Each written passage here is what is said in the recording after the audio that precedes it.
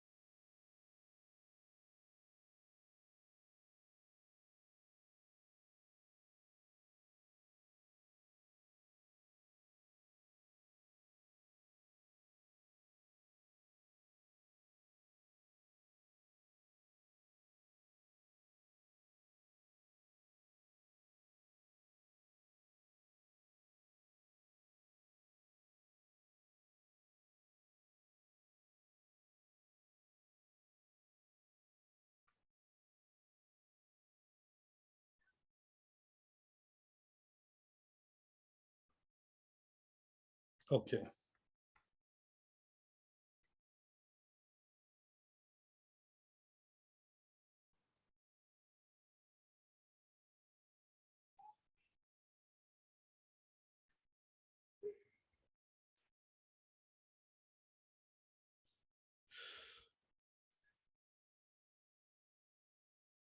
Yeah, we finished this chapter, right? Yes, I Yeah. think we did. Yeah, we're going to the next one. Okay.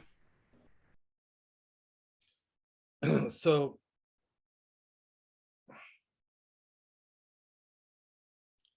let's just bring up the tour.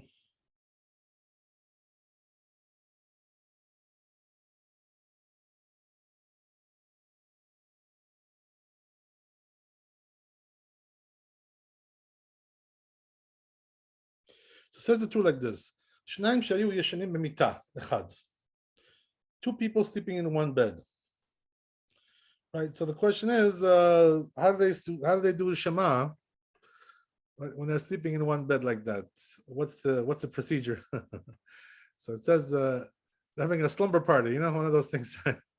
So לא יחזיר זה פניו לכאן ויקרא וזה פניו מכאן יקרא. So it says, don't just like turn around, each one to his own side and read Kriyat Shema. אלא אם כן היה טלית מפסיק ביניהם. Unless there's something between them, right? Some kind of talit. Or, like let's say a bed sheet, right? Something like that. If you got a bed sheet or you got something separating between them.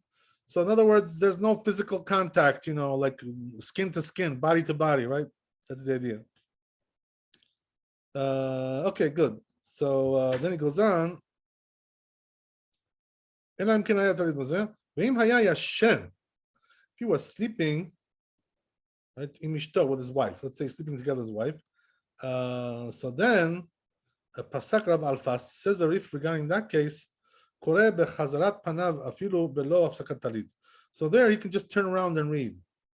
So what does that mean? He doesn't need like separation of the blanket, whatever. Right? Mishum dechashiva kegufo, because it's considered to be like his like his body, right? They say your wife is like yourself, so she's like you.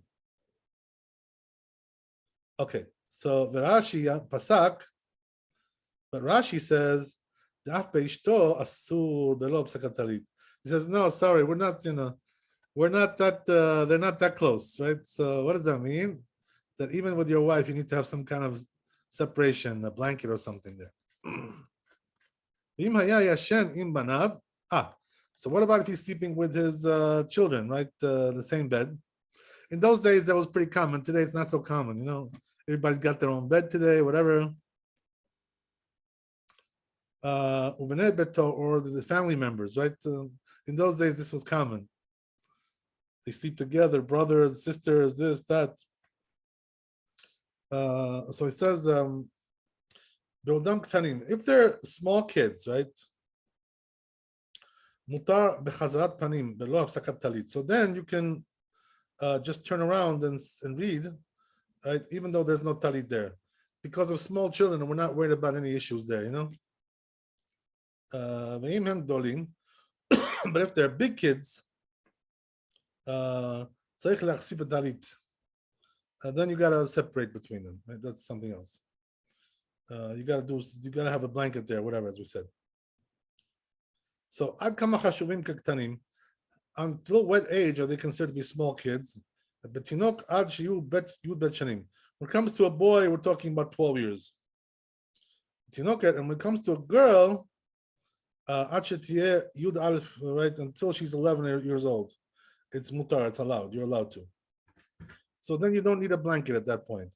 But if you do have you bet se'arot, so it says even if they already have 2 hairs, as we said, like this, we're talking about pubic hairs. Vishnat yud gimel, the tinok, vishnat yud bet. The tinoket, once the boy gets to the age of 13 or the girl gets to the age of 12, im have you bet se'arot. So then if they have 2 hairs, asur, it's forbidden, below hafsaka, without a blanket there. Ve'im lo yavio bet se'arot, but if they don't have 2 hairs, they're still children, in other words, because of that. Mutar, you don't need a blanket.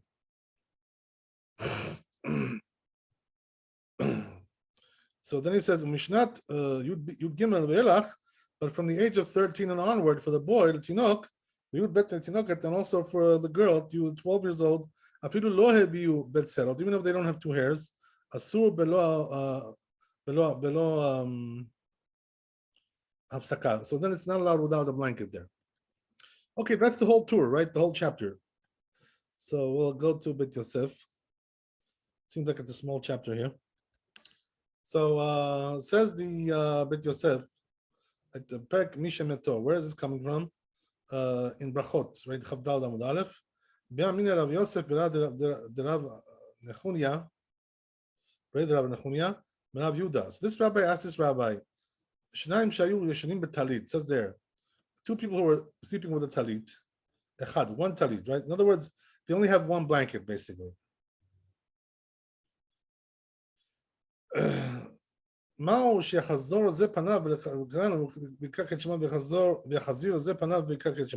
So what's the din? He says like this, right? What's the halacha?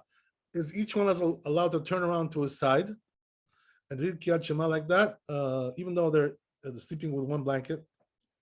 So what does that mean? There's nothing between them, right? It's like 2 naked bodies. Because in those days, they weren't sleeping with pajamas. They were sleeping naked, these people.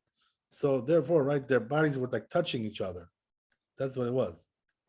That's the problem. That's the issue there. So they asked this question. So he answers them. Amar Shmuel afilu ishto imo matkif. Right? Says, so Shmuel said, even if his wife is with him, no problem, right? You can still do that, no problem. Matkif la Rav Yosef. That Rav Yosef brings a objection against that from a different source. Ishto velo mibaya acher. It says, right, that his wife, and I don't need to tell you about somebody else. Adrabah. So he says. Then the Gemara asks, but wait a second. On the contrary, ishto v'kegufo. Right, that your wife is like yourself, it's like 1 unit, right? Acher lavke gufo, but somebody else. It's not like you're one unit, so it's not the same thing. So what does that mean? That the wife is more lenient than your friend, whatever, right? So they brought an objection against that. Mitive from Breita, Shnaim shayu yeshanim betalit echad. Two people were sleeping with one blanket. Each one can turn around and read Kriyat Shema. But there's another Breita that says, if he was sleeping in the bed and his family members are there in the bed with him, right? Slumber party there going on, right? Betzido on the side there, lo ikra Kriyat Shema. You shouldn't read Kriyat Shema. Unless there's a talit that separates between them. So they need two separate blankets, right? That's the idea. So this way their bodies are not touching each other directly, Okay, so then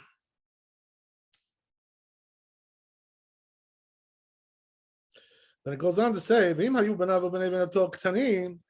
it says if the children were small though, right? They're not bar mitzvah yet, whatever, right? Mutar, it's loud, no problem, because we're not concerned about little children. Bishtam al Rabbi Yosef lo kashya. So it says, I understand when it comes to Rabbi Yosef, no difficulty. Ha beishto ha be'echad be'acher. When it's talking about his wife and when it's talking about some other person. Ela b'shmuel kashya. But according to Shmuel, there's a difficulty there. Amar lach Shmuel. So Shmuel can answer you, Rabbi Yosef. According to Rabbi Yosef, min icha. Is it fine for him? Does it come out good? But we learned in the Breita, haya yashen b'mita be'ishto yeshana betzido. It says there that if he was sleeping in the bed and his wife is sleeping next to him, lo yachazir panav neikra. You shouldn't turn around and read, unless there's the blanket between them, right? Something between them. So he says, then what do you want to say? Ishto Rabbi Yosef tenae he. That according to Rabbi Yosef, his wife is a machloket and a tanaim. Right? There's a dispute there. Ledidinam, he says, also here by me as well. Acher tanaehi. That when it comes to others, there's a dispute. Pasak Arif, right? Rabbi Yosef. So the Rif paskins like Rabbi Yosef in the Gemara there. Right? So what does that mean? What does that mean? Your wife is like yourself, so therefore we don't care. So then you're allowed to turn around and read. Right? Even though there's bodily contact going on there, directly, right? Nothing to come in between you. But when it comes to somebody else, though, that's not like you're yourself, right? That's a different person. So therefore you're not allowed to do that. So the Rambam paskins like the Rif. Okay, so we got 2 out of 3, right? Already as it is. So now, V'arosh Avi Pasak Harif. So it says the Rosh brought the psak of the Rif. But he says, you know what? Rabbeinu Yitzchak holds the Chevan shelo yifsik ilchata lo kishmuel. So he says, since it wasn't paskin the halacha in the Gemara, who the halacha is like, so we don't paskin like Shmuel. He says, v'lo Rabbi Yosef, and also not like Rabbi Yosef, right? So he says, abdina lechumra kebraita. So he says, we go stringent over here. The pliga Rabbi Yosef, Rabbi Yosef. So therefore, he shouldn't read, even if his wife is with him, right? Even if it's his wife, all the more for somebody else. So therefore, they shouldn't read until they have a blanket separating between them, right? Some kind of clothing, whatever. Since we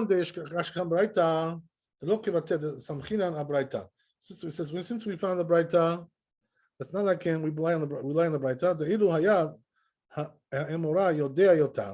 Because if this Emora, this rabbi, would know that Braita, lo have a paligala, he wouldn't argue on it, right? So what does that mean? The Emoraim, who are the rabbis of the Gemara, don't argue with the Tanaim, who are in the Braita and the Mishnah, right? That's the rule. Just like today, we don't argue with the Rishonim, the earlier authorities. We don't argue with them because they're from a different period. So they're bigger than we are, so we don't argue with them.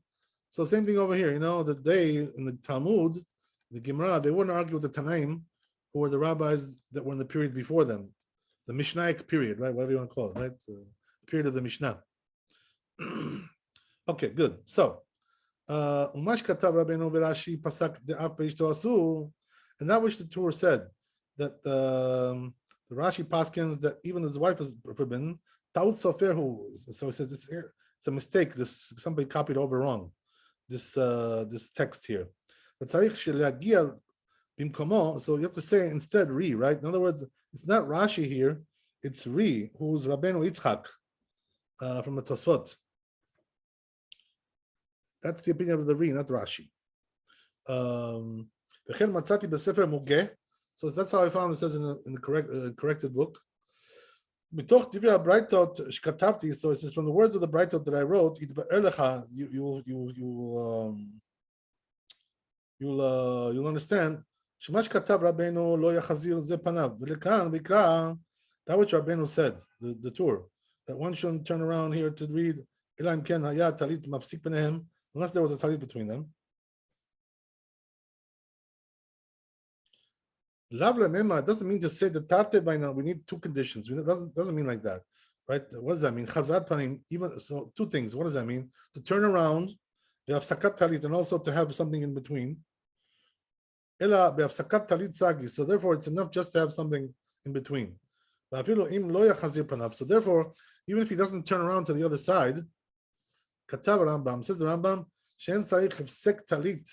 So he says, you only need the separation of talit. Ela mimotanav ulamata. So Rambam says something interesting, right? When we say that you have to be separation, there has to be separation there with a blanket. So he said that's only from the belt, right? The belt line and below. So below the belt, right? In other words, that's when you need it. Below the waist, in other words, right? You need the separation. But above the waist, you don't need it.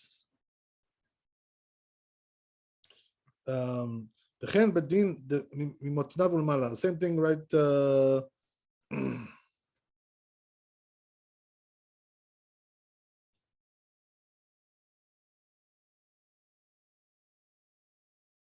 So he says that the reason is because when it comes to above the waist, right, above the belt, whatever you want to call it, right, even if they're touching each other, it's not going to cause any issues.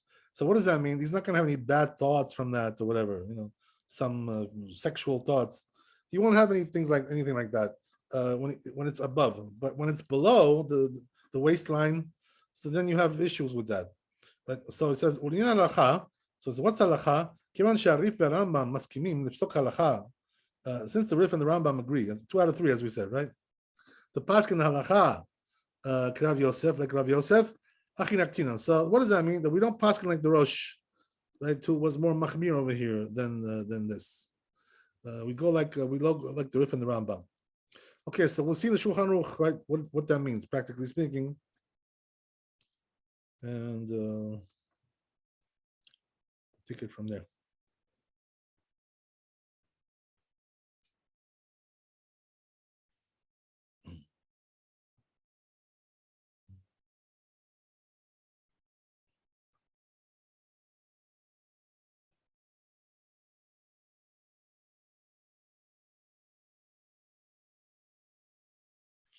Okay, so it says the Shulchan Aruch, Shnayim shayu yeshnim b'talit echad.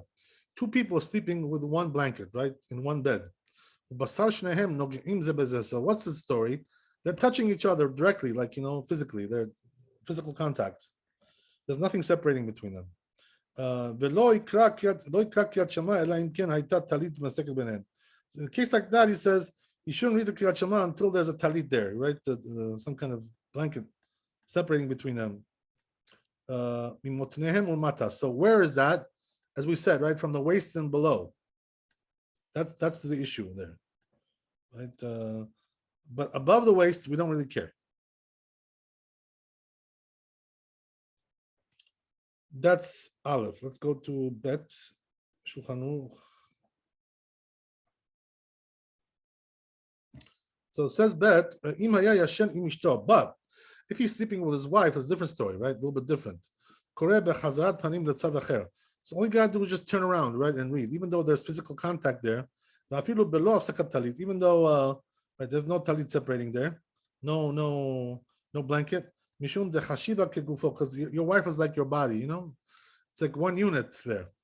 So it says there is one that forbids that. It's proper to be stringent, it says, like his words. But the halacha is like the first opinion, right? So the second opinion is like the Rosh, and that's the story there. So the halacha is like the first opinion, but he says good to be machmir like the second opinion. Okay, so that's the story. So in other words, even with your wife, it's good to have something separating there, some blanket or something, whatever it is. By the way, you should know that if you're wearing like pants or pajamas, that would also do the trick. You don't need anything else than that, because you don't have bodily contact directly there. So if they're wearing like pajamas, pants or whatever, something which is covering the below the waist, that's fine.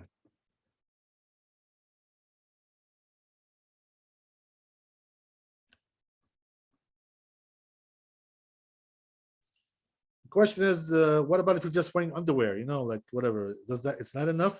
I would probably venture to guess that it's enough, because that's the critical area there. So once a person is wearing underwear, I don't think there's going to be an issue here. Let me just see in the Mishnah Berurah what he says here. Interesting.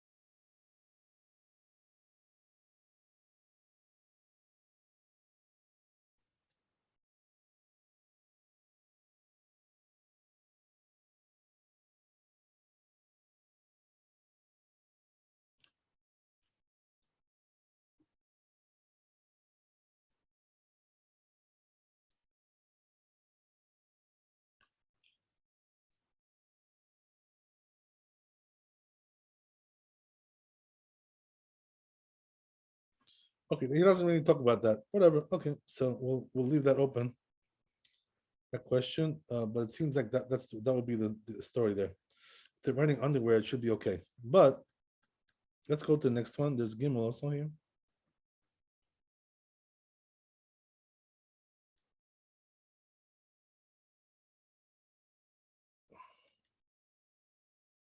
So it says in Gimel,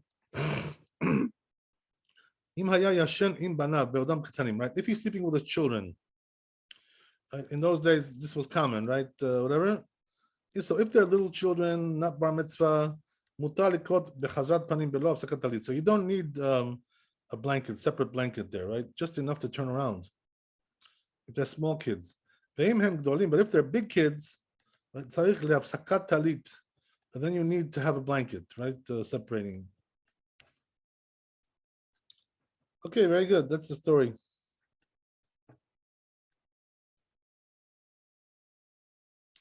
You see, by the way, from here that there's no prohibition that a person should sleep like a guy with his mother or a girl with her father in the same bed. There's really no prohibition there, because there's no thoughts, there's no yetzer hara there, so therefore they are allowed to sleep in the same bed. It's just when it comes to Kriyat Shema, they have to turn around and have a blanket, but when it comes to just sleeping, there's really no prohibition regarding that. So as we said, right, what's the reason? Because there's no yetzer hara between the son and the mother and the daughter and the father. There's no yetzer hara there. Some people don't understand that, they think it's like it's the same as any other situation. It's not the same thing. It's not the same thing.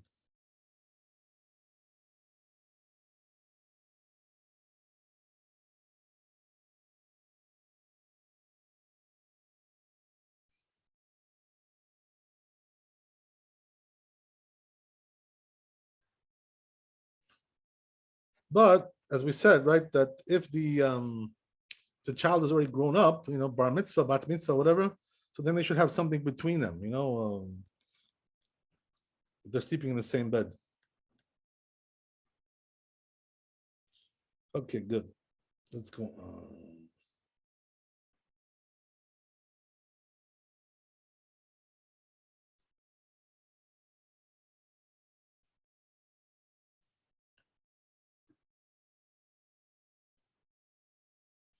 So now we're going to do Dalid. So as we said, right, the Torah said, until which age are we talking about? What's the cutoff age there, right? Until Bar Mitzvah, as we said, or Bat Mitzvah. So it says there, Bet Yosef, Sham Amar Mor, it says in Gemara there, right, Im Ayu Banav Ubnei Betok Tanim, if the children are small, Mutar, you're allowed. V'ad Kama, until when they consider to be small, Amar Rav Chazda Tinoket Bat Gimel Shanim. So he says like this, right, in the Gemara, we're talking about 3 years old for a girl, and the boy 9 years old. Right? And some say there's another opinion. Tinoket bat Yud Aleph. When it comes to a girl, we're talking about 11. And what about the boy? We're talking about 12 years old, right? So we're talking about bar mitzvah, bat mitzvah, as we said. That's the cutoff age.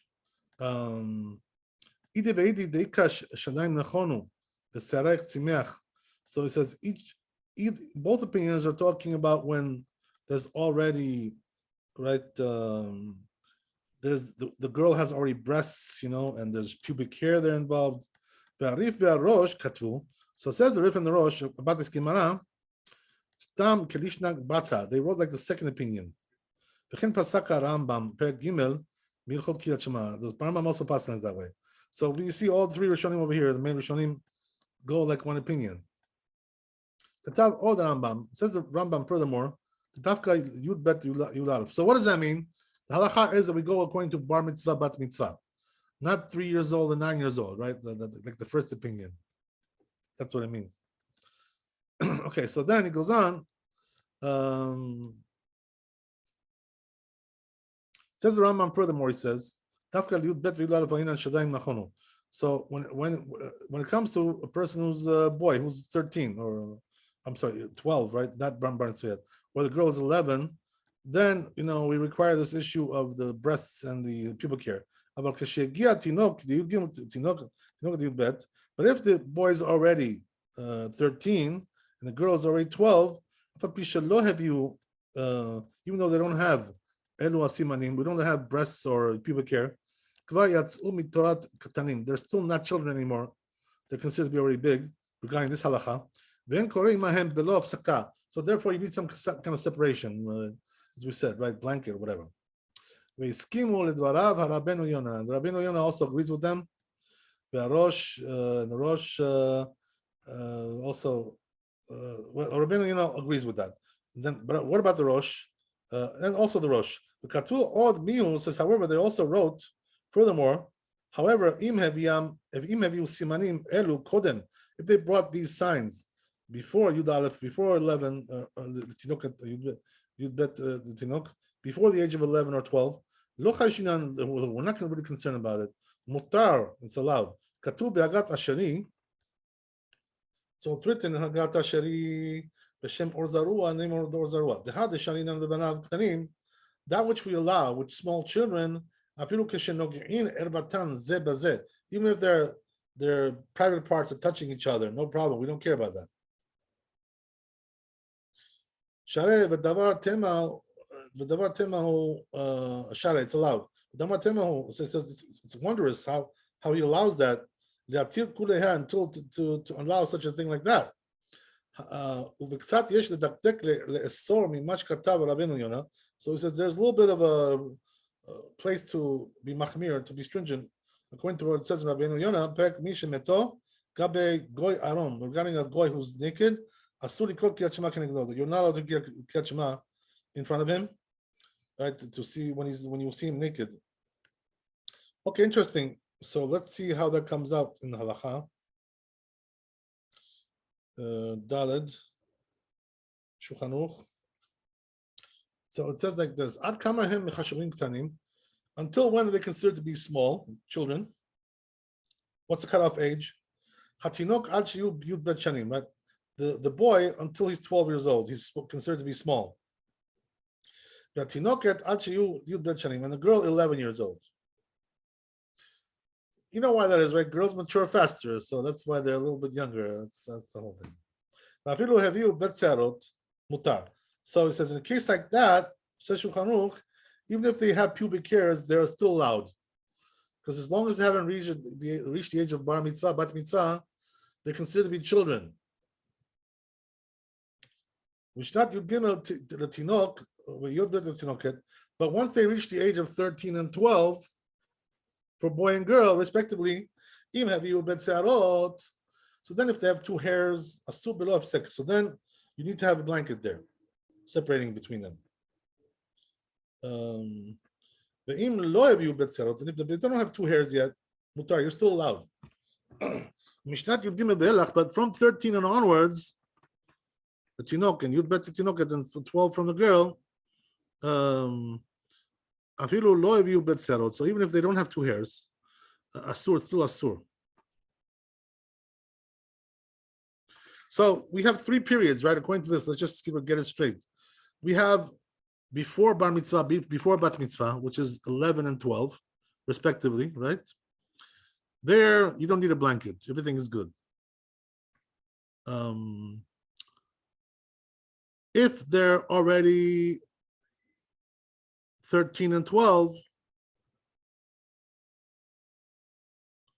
so then if they have two hairs, it's forbidden without a blanket.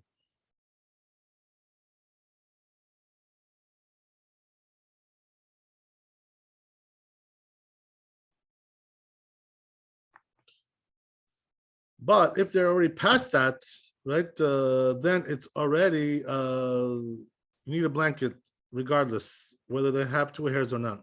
So it seems like from the language, if I'm understanding correctly, the way it works is like this with the ages, right? That you have not exactly the way we look at it, right? When it says 11 and 12, that means they're within the 11th year or within the 12th year. In other words, they haven't finished 12 years or 11 years. So we would call that what? We would call that 10 and 11, right? Because that's the way we say it. So 10 and 11 is allowed in any case, right? Whether they have pubic hairs or not. Then once you get to 11 and 12, right? You still haven't reached 13 and 12. Then depends on if they have two hairs or not. But once you reach the age of 13 and 12, what does that mean? They finished 12 years. They finished 13 years. Once you have that, so then, regardless of whether they have hairs or not, it's forbidden without a blanket. Okay, very good. That's the story pretty much, right? If you have any questions, let me know. Otherwise, we're going to the next chapter.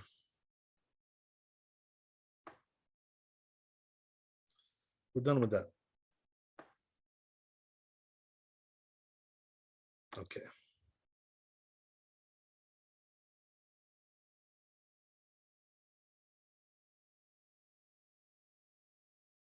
Ein Daled.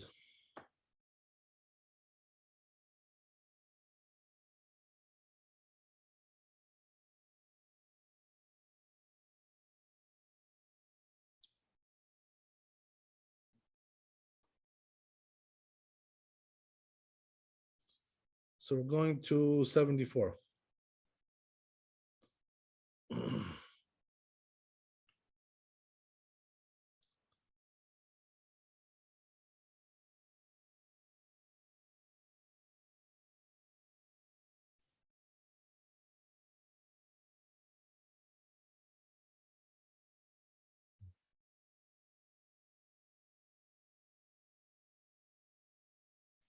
Yeah, so it says in the Torah,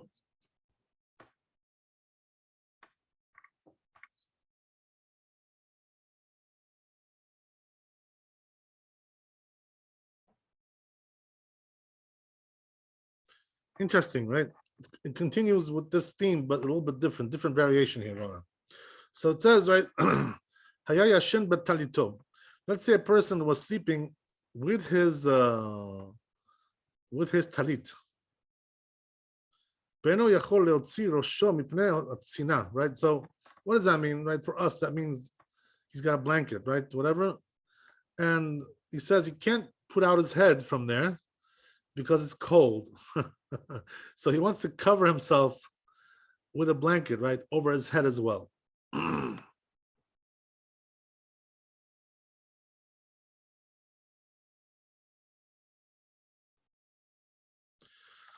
So then what should you do? So it says, Chotzetz betalito al tzavaro v'koreh. You should cover yourself on his neck and read.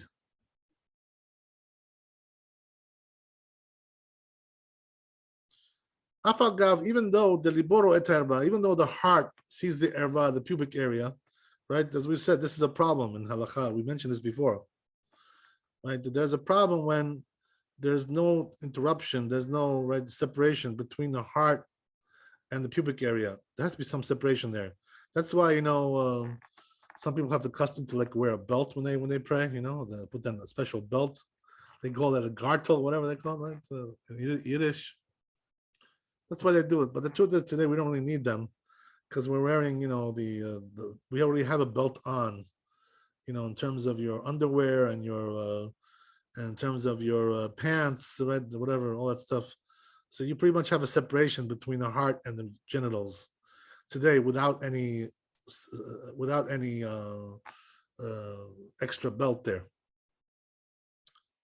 So things are a little bit different today. We'll talk about that. But anyway, right, as we said, but here we're talking about, the guy's just sleeping in his blanket and he's naked, right? He's naked under it.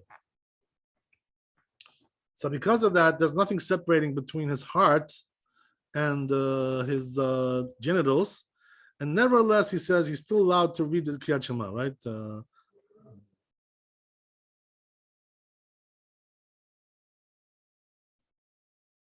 So the first opinion, Tanakama, says it's allowed.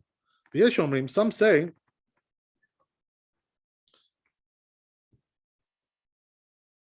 Yesh Osrim, right? Some say it's not allowed. Al libo. Right. So maybe I'm not saying it right. It says like this. You gotta say like this. Yesh Omrim al libo. Some say you should put the talit on your heart, around your chest. In other words, right? The kasare libor et erbaso, because they hold that when the heart sees the genitals, it's not allowed. So therefore, it has to be something separating between them. So therefore, in a case like that, they say you should wrap your talit around your chest and then do it, right? Or a little bit under your chest, on your stomach. In other words, you wrap your talit on your stomach. This way, your heart and genitals are separated, and you can read like that, right? Okay, so we have a lot to talk about regarding these issues. There's a lot of issues here, but anyway, we'll take it step by step. Pasak Rashi, so says the Torah, the Rashi paskins Tanakama, like the first opinion. The liboro et erva mutar, that even if his heart sees their genitals, you're allowed. The Ri pasak, but the Ri paskins kiesh omim sheosrim. He paskins like the opinion that you're not allowed, right? Unless as we said, right, unless you cover your heart, your chest, under your chest. Pasak Rav Alfas. So the Rif paskins like that as well. Rabbeinu Hananel, also this rabbi, Vehilkach Haya Rochetz B'Mayim Tzurim. So therefore, he says the person was bathing in clear water, right? He's in one of those big bathtubs, whatever, right? Jacuzzi, whatever it is, and Arid Kaseh Behem Vikra. So he shouldn't cover just with the water and read. Right? We talked about this before, last week, whatever. Because then because the heart sees the genitals because the water is clear. But if the water is turbid and the smell is not bad, mutar, then it's allowed.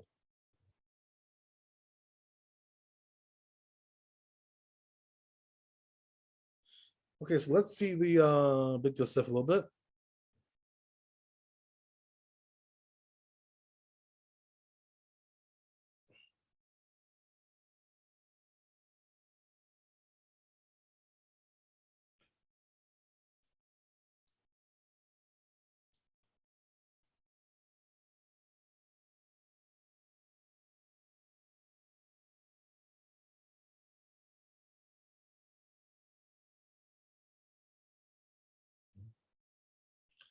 So it says Bet Yosef here. There's a machloket, as we dispute between the first Tana in the Gemara there, the Yeshomrim, and another opinion there. Right? Where is this? In the end of the first parak of Mishem Meto, which is in the Brachot, Chav Dalad Amud Bet. The Katvat Tosfot says Tosfot over there. Ve'arosh, the Rosh, She'Rabbeinu Shmaya Katab B'Shem Rashi, that this rabbi wrote the name of Rashi. The halacha katana kama. Halacha is like the first opinion. Umiu b'samuch, but he says that later on, close by, mashma de asur, it implies that it's forbidden. V'chen pasku arif Rambam. That's how passing the Rif and Rambam. De asur, it's not allowed. They pass it's not allowed. So they don't go like the first opinion. They go like the second opinion. V'chen katab Rashba. That's also what it says in the Rashba. B'shem Ravad, the name of the Ravad. And even though he had questions about that in the end of his essay there, so he says, but nevertheless, he said, look, this big rabbi paskin like that, it's good enough, we can rely on that. So therefore, it says we should be concerned about that. What does that mean? To be stringent. That's the end of it. So it says the Bet Yosef, since the Rif and the Rambam and the Rach and Tosfot, Ravad and Rosh, Maskimim Lesor, they all agreed that we should be stringent here. Kieshomim, like the second opinion. Pshita dehachik naktina. So therefore, it's clear that we paskin like that. Katab Rosh, says the Rosh, V'chen haya noheg Rabbeinu Tam. That's the way Rabbeinu Tam was. That was his custom as well. So what does that mean? If he would bathe in hot water, and it was clear water, and he wanted to drink, right? So what would he do? He would cover, as we said, right below his chest with some kind of clothing, whatever, because he doesn't want that his heart should see the the nakedness, the genitals. Katab betumat hadeshen. So it says in tumat hadeshen, siman yud, in the 10th siman, Hashem or zarua, the name of the or zarua, the dafka bebeged aval. Then we're talking about clothing, aval be'adayim. But when it comes to, let's say, covering it with your hands, right? Is that also good? To cover with your hands, your arms, whatever, right? Lo have kisui. That's not considered like you're covering. So let's say you wrap your arms around yourself, right, below your chest. That doesn't really do the job. You need some kind of clothing there, some kind of cloth, blanket, whatever it is, right? The talit. Mashkatav. Now what she wrote, that if he's bathing with clear water, he shouldn't cover himself with them. Sham regarding what we should learn in the Mishnah. So it says if he went down to immerse, it says in the Mishnah there, if he went down to immerse in the mikveh, we talked about this before, and to cover himself with kot, then to read the Shema, until the sun comes up. You can do that if you can manage that. So you should do it, right? Come up, get dressed, and read Kriyat Shema. But if not, so then what should you do? Cover yourself with the water. And read like that. But Gemara asks about that. But wait a second, the heart sees the genitals there. So we got a problem. So the answer is, right, that no, when it comes to turbid water, it's different. Right? The water is not clear. Today we don't have that, right? You don't have a mikveh which has turbid water, unless a lot of people they haven't changed the water in 2 months. Then you never know what's going to be there. But if the water is changed, right, regularly on a regular basis, so then obviously, right, the water is going to be very clear. Today we also have filters there, so the filter also cleans it, so today things are a little bit different.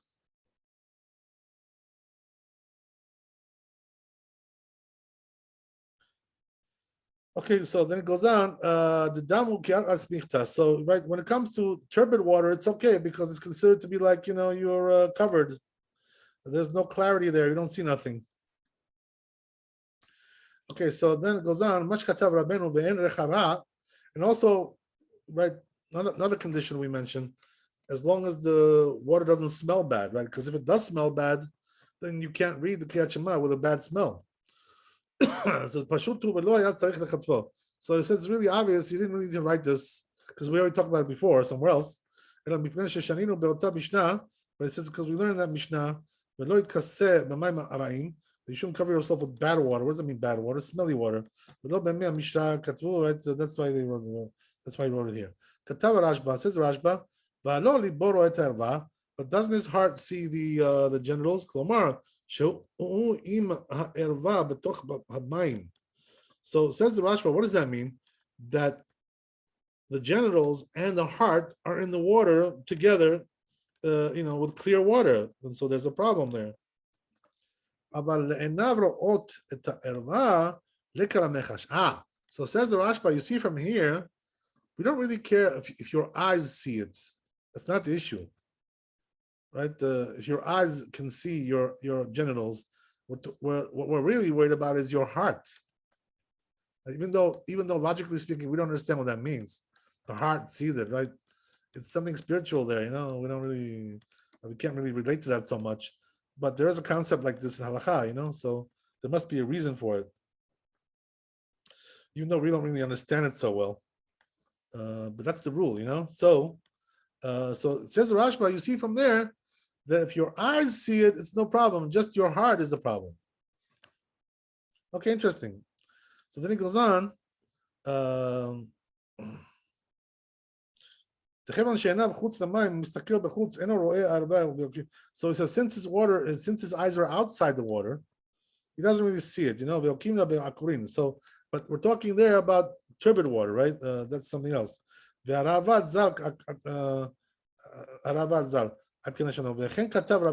it's also Rabbeinu Yonah. Okay. And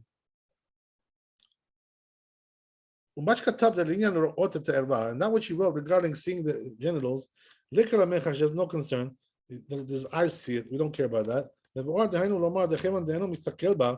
means to say that since he's not looking at it, even though he can see it if he wanted to, it's allowed. So what does that mean? You shouldn't stare at your genitals when you're reading the Shema. Obviously, right? But the fact that you can see it if you want to is not a problem. Only if you actually look at it, whatever. Then obviously it's not going to be so so graceful to do that, obviously, right? Okay. So let's see the Shulchan Aruch here. Says Shulchan Aruch. Let's say a person is sleeping and he's just got a blanket around him, right? Covered with a blanket, but he's naked. So what do you do, right? So in order to read Kriyat Shema, cover your chest, right? And this way your chest won't see the erva, the genitals, and then you can read. So this is going to be your solution, right? You got to do something to cover. The heart shouldn't see the genitals.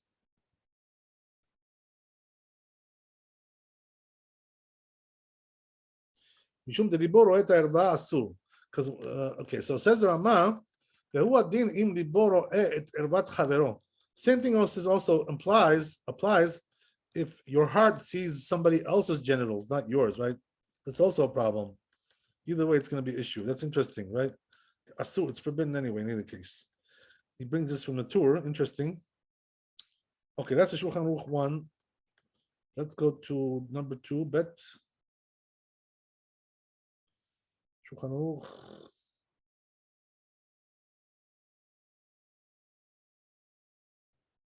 So says Shulchan Aruch Bet, harochetz aron b'mayim tzulim. If he's bathing, right, in clear water, v'rotzeh v'tishtot, and he wants to drink, right? So in other words, what does that mean? He needs to make a blessing, right? Shakol. He has to bless Shakol. So in order to bless, right, you gotta cover yourself. So what do you do? So he says what you should do is like cover your with some kind of clothing, whatever, under your heart, in order that your heart shouldn't see the genitals.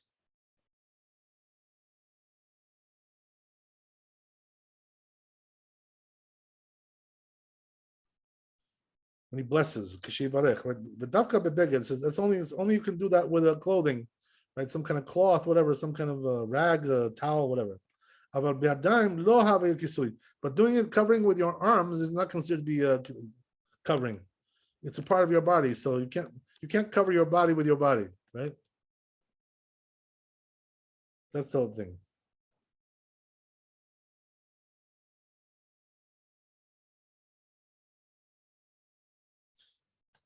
Says the Ramah here, so it's the same thing also would apply. Oh, like this is a famous one, right? What about if a person doesn't have a kippah, right? So he wants to walk around or something, whatever. So what does he do? He covers his head with his hand, right? Oh, gee whiz, my kippah, I dropped my kippah, When we were kids, I remember in school, kids always had this problem. They lost their kippah somewhere, so they cover their head with their hands and walk around, whatever, right? All kinds of stuff like that. So it says the Ramah, lo mikre kisui arosh. It's not called a covering. So what does that mean? You can't, if you don't have a kippah, right?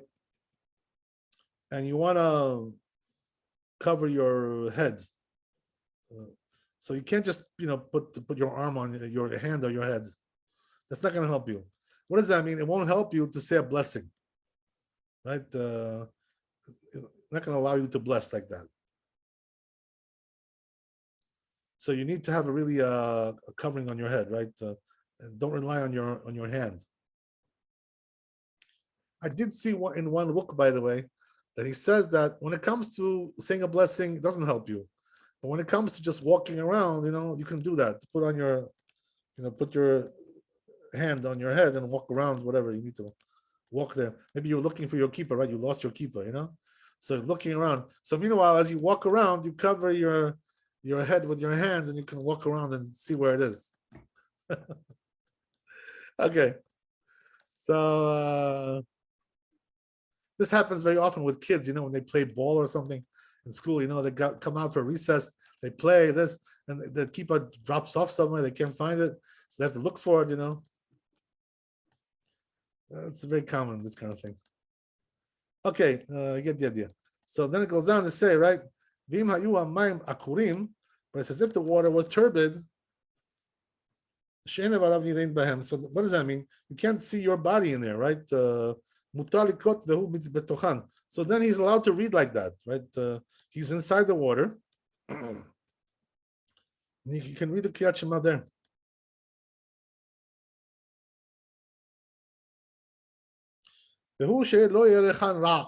But it has to be that it doesn't smell bad, right? As we said, if the water smells bad, you got a problem. You can't read Kriyat Shema when it smells bad there. But it says if his heart is not inside the water, it's above the water. Then it's even allowed with clear water, he says, right? Interesting. The Ramah says that. It's sort of a chidush. But interesting, right? That I wanted to say something here. Interesting that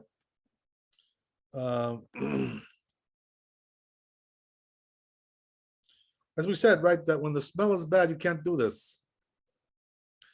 But there's also another issue, I'm going to ask you a question, right?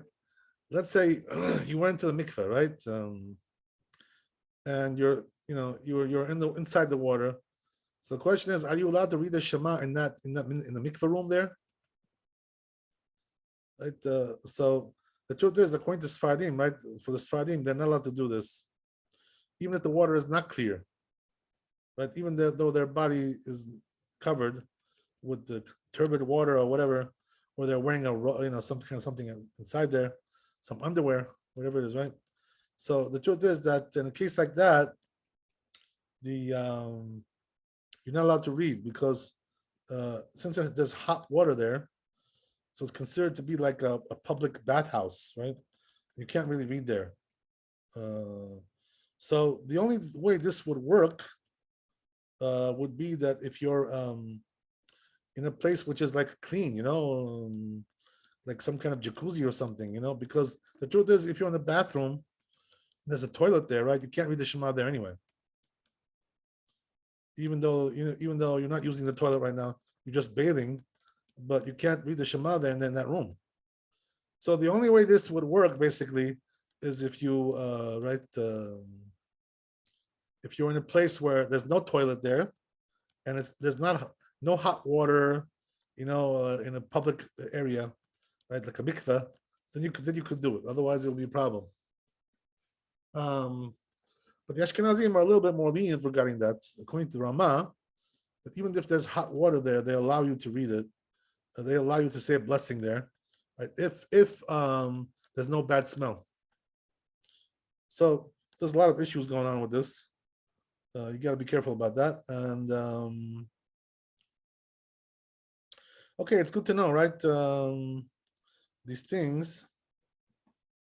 But the truth is, the best way to solve this problem is very simple. If a person goes into the mikveh with his underwear, right, or his shorts, or bathing trunks, that would really solve the problem, because then, his genitals are covered, so he would be able to read, right, or say a blessing there. As we said, as long as it's not hot water there and it's not a public bathhouse there, like a mikveh. Okay, you get the idea. I hope you got the idea. Okay, that's bet. So we'll do a little bit more. Maybe we'll see what happens here.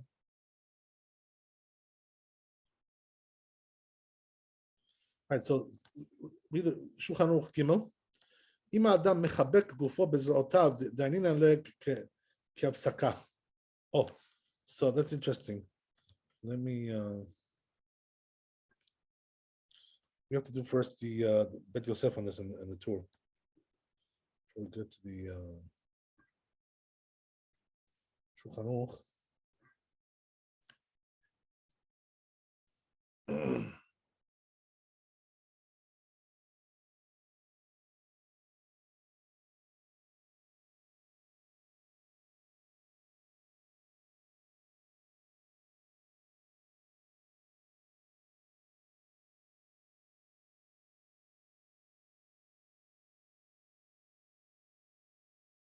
So first of all, the Torah says something interesting, right? It says, "V'shar evarav sheroin ota afilu ekvo shemechuvan lekenegdo mutar." But it says, if any other of the limbs of the body sees the nakedness, right, the genitals, we don't care. Only the heart is a problem. So then it's not an issue. Shemechuvan shekenegda mutar, aval im nogim ba asur. But if they're touching, he says it's not allowed.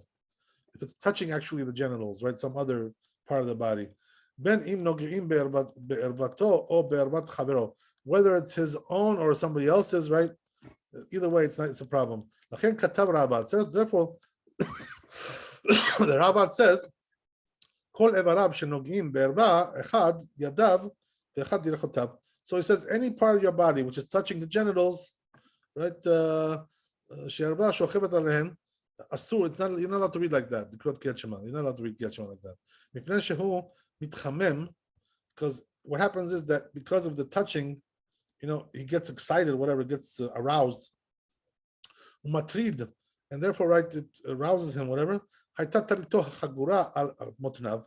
he says, if the talit, right, whatever, the robe, whatever it may be, right, some kind of clothing there, was girded on his waist. You can read Kriyat Shema like that, no problem. No, he's not allowed to pray until so he covers his heart, right? So when it comes to Amidah, he has to actually cover the heart. When it comes to Kriyat Shema, the fact that he separates the heart from the genitals by putting something in between, that also works. That's what the Torah says. Okay, so that's the Torah. We're finished with the Torah. Let's see. But Rabbi, I wanted to ask you something. sure. Is it true that the Torah says you're not allowed to physically enjoy each other's, bodily, touch? You're talking about when you're married, right? Yeah, during intimacy. I just. So now what you're coming now into what can't you enjoy? No, I mean during intimacy. When? Does it say in our Torah that you're actually not supposed to enjoy each other's, physical? So then how would you do it not to enjoy it? I don't know. Somebody told me that. I thought it was ridiculous myself. So Well, what did they tell you? well, the myths about like Hasidim, doing it through bed sheets. Yeah, there all are some Hasidim that do that. It's a stringency, it's not halakha. I see. There are some Hasidim that do this. It's not because it's halakha. It's because this is their communal custom that they have, something like that. Because I have to tell you one thing, that a lot because of this reason, you should know, a lot of the people leave Hasidut. They don't want to be Hasidim because they think it's too stringent. This kind of thing, it's too much. Well, they can stay Hasidim except enjoy sex like it was meant to. Right, but the problem is that that they have like peer pressure there. So if you do it, your wife will tell on you. She'll go to the rabbi and say, "Oh, I see. You'll be reported on. They'll report on you." Yeah, you beat me to that because I was going to say, why should you tell anybody what you do in your bedroom? Yeah, but these groups, they're very like they have their own strict rules. If you don't follow that, they say you should just leave. Go live somewhere else. It's a cult. It's a cult, is what you're saying. Yeah, that's the word. That's the right word for it. Yeah. You got to the point. Okay, so I guess we'll stop there. We'll do this one, the rest of it next time. Thanks for coming tonight. Be well, be blessed with wealth, health, happiness, all the good things, and be holy and happy. See you tomorrow. Chazak Baruch. And enjoy sex. First get married, David. Come on. Well, that's obvious. Thank you so much. Enjoy.